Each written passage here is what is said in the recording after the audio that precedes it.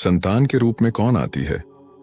पूर्व जन्म के कर्मों से ही हमें इस जन्म में माता पिता, भाई बहन, पति पत्नी, प्रेमिका, मित्र शत्रु, सगे संबंधी इत्यादि संसार के जितने भी रिश्ते नाते हैं सब मिलते हैं, क्योंकि इन सब को हमें या तो कुछ देना होता है या इनसे कुछ लेना होता है।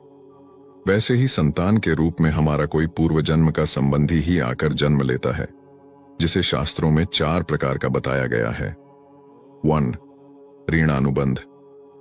पूर्व जन्म का कोई ऐसा जीव जिससे आपने ऋण लिया हो या उसका किसी भी प्रकार से धन नष्ट किया हो, तो वो आपके घर में संतान बनकर जन्म लेगा और आपका धन बीमारी में या व्यर्थ के कार्यों में तब तक नष्ट करेगा जब तक उसका हिसाब पूरा ना हो। 2. शत्रुपुत्र। पूर्व जन्म का कोई दुश्मन आपसे बदला लेने के लिए आपके घर में संतान बनकर आएगा और बड़ा होने पर माता पिता से मारपीट, झगड़ा या उन्हें सारी जिंदगी किसी भी प्रकार से सताता ही रहेगा। हमेशा कड़वा बोलकर उनकी बेइज्जती करेगा व उन्हें दुखी रखकर खुश होगा। 3. उदासीन पुत्र। इस प्रकार की संतान न तो माता पिता की सेवा करती है और न ही कोई सुख देती है और उनको उनके हाल पर मरने के लिए छोड़ देती है। विवाह होने पर यह माता पिता से अलग हो जाते हैं। 4. सेवक पुत्र। पूर्व जन्म में यदि आपने किसी की खूब सेवा की है तो वह अपनी की हुई सेवा का ऋण उतारने के लिए आपके सेवा करने के लिए पुत्र बनकर आता है। जो बोया है वही तो काटोगे। अपने माँ बाप की सेवा की है तो ही आपकी औलाद बुढ़ापे में आपकी सेवा करेगी, वरना कोई पानी पिलाने वाला भी पास ना होगा। आप यह ना समझे कि यह सब बातें केवल मनुष्य पर ही लागू होती हैं। इन 4 प्रकार में कोई सा भी जीव भी आ सकता है। जैसे आपने किसी गाय की निस्वार्थ भाव से सेवा की है तो वह भी पुत्र या पुत्री बनकर आ सकती है। यदि आपने गाय को स्वार्थवश पालकर उसके दूध देना बंद करने के पश्चात उसे घर से निकाल दिया हो तो वह ऋणानुबंध पुत्र या पुत्री बनकर जन्म लेगी।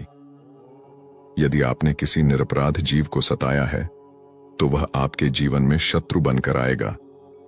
इसीलिए जीवन में कभी किसी का बुरा न करें, क्योंकि प्रकृति का नियम है कि आप जो भी करोगे उसे वह आपको इस जन्म में या अगले जन्म में 100 गुना वापस करके देगी।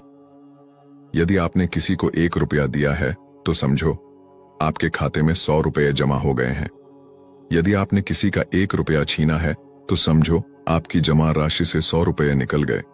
जरा सोचिए, आप कौन सा धन साथ लेकर आए थे और कितना साथ लेकर जाओगे। जो चले गए वो कितना सोना चांदी साथ ले गए।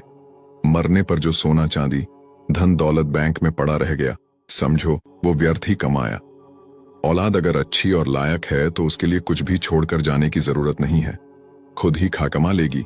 और औलाद अगर बिगड़ी या नालायक है तो उसके लिए जितना मर्जी धन छोड़कर जाओ, वह चंद दिनों में सब बर्बाद करके ही चैन लेगी। मैं, मेरा, तेरा और सारा धन यहीं का यहीं धरा रह जाएगा, कुछ भी साथ नहीं जाएगा। साथ यदि कुछ जाएगा भी तो सिर्फ अच्छे बुरे कर्म ही साथ जाएंगी। इसीलिए जितना हो सके नेकी करो, सत्कर्म करो